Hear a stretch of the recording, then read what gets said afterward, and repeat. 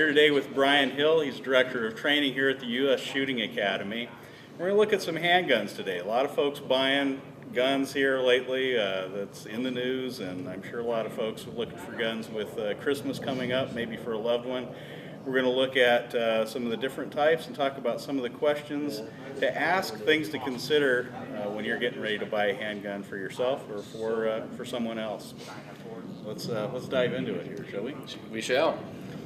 Hey, Brian, I think the first thing probably that people should consider when they're thinking about buying a handgun is, what are you going to use it for? Am I right? Absolutely. As far as defining the mission, defining what they're going to use the firearm for, whether it be self-defense, whether it be for entertainment, and or a combination of the two. That's very, very important when deciding which firearm to purchase. All right. So maybe take me down the table here and talk about what you might buy. Sure, something sure. like this. We have a wide cross section here right now, and I'll just start on the left here. That we've probably seen this in movies before. Obviously, gold plated and a 44 Magnum Desert Eagle. Probably not the most concealable handgun on the face of the earth, but as far as if our mission is entertainment, very, very entertaining firearm. As far as for a self-defense role, it may serve a purpose, but albeit a very small one. Right. Certainly, some of the things that you should think about is what caliber that you want to shoot. If you have a choice between a revolver and or a semi-automatic, and then as far as after you've made some decisions that you want what caliber and then what type, if you want a semi-automatic or a revolver, then you have to think about the size of the gun. As far as when we go to a Smith & Wesson 342 or 341 series such as this gun, we're talking about less than a 2-inch barrel, and even though it is very light, it's roughly 13 ounces. Small, easy to handle. Yeah, very small, very easy to handle, very easy to put into a purse, and very easy to maintain. Hammerless. It's absolutely hammerless. So therefore, we have nothing to snag on any clothing, on anything inside the purse. Those are definitely the pros. The cons of it is it's a very difficult weapon to shoot because it's double action only, and what makes it even more difficult is the sight radius between the rear notch and the front post is very, very small and somewhat difficult for the human eye to discern. So therefore, that's what makes it harder to hit at greater distances. So what do you recommend then? If we were once again, going back to our mission, if we were talking about a self-defense gun, I would shy away from something this small, and I would certainly go to something that was a little bit bigger, and that still had the adequate stopping power that most reputable calibers do, and is very, very easy to handle and is very easy to maintain.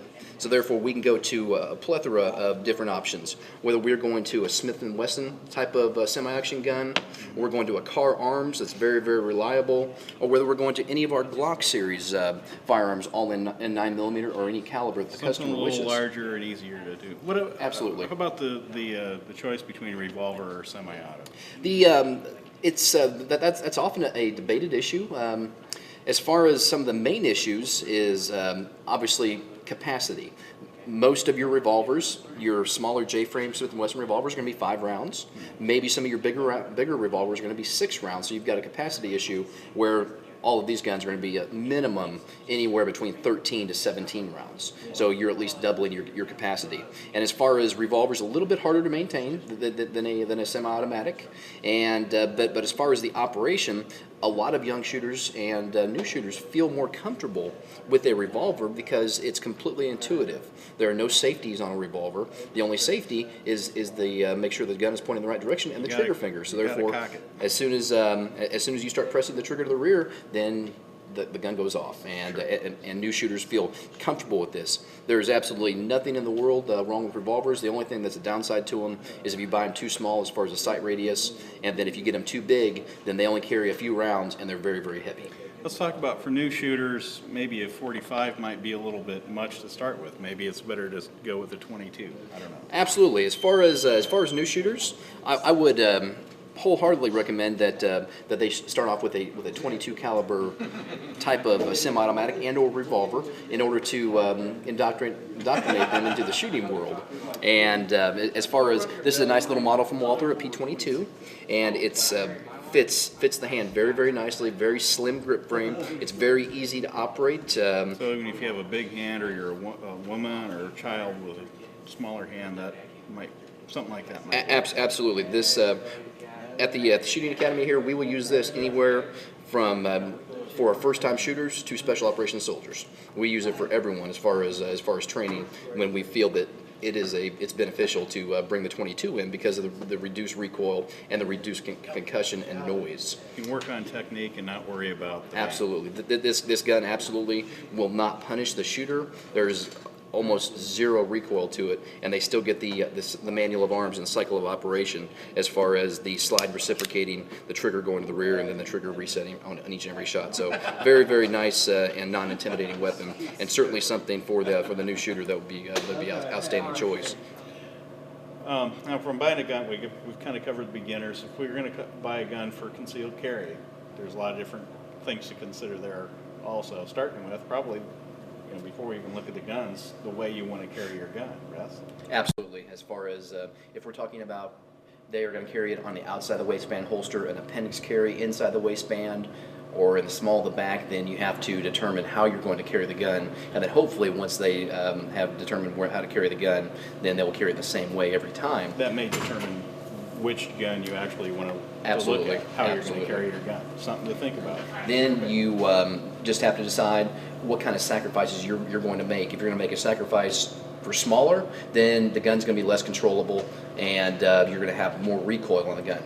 If you want it bigger, then it's less concealable, but the gun is going to shoot a lot flatter, and it's not going to have as much recoil, and it's going to be funner to shoot. It's going to be more enjoyable to shoot.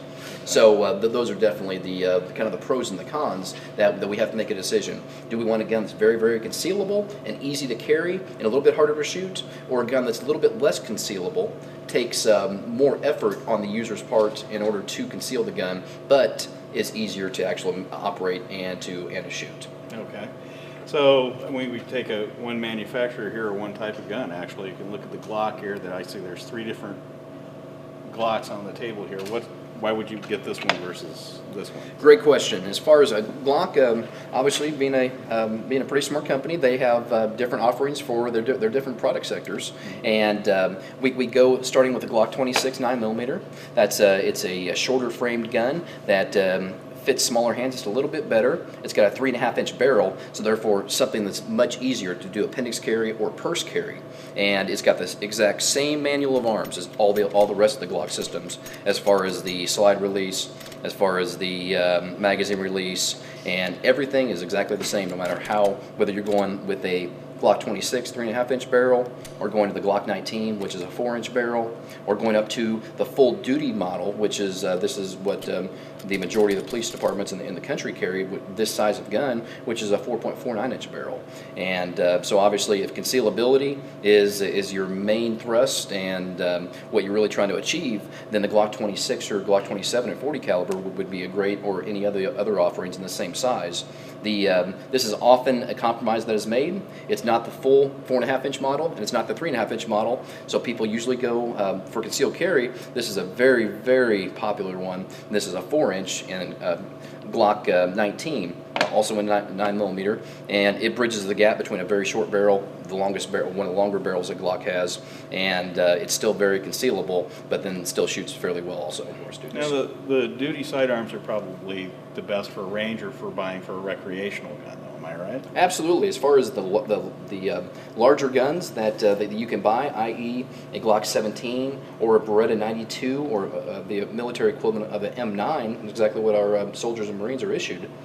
They're very heavy. They have a lot more weight to them than the smaller guns, so therefore that extra weight is going to mitigate the recoil and is going to make the shooting experience for the customer or the shooter much more enjoyable. Let me pin you real quick on caliber, large caliber versus small caliber. Really, okay, a 32 will do the job, right? If you're close and the guy's on you.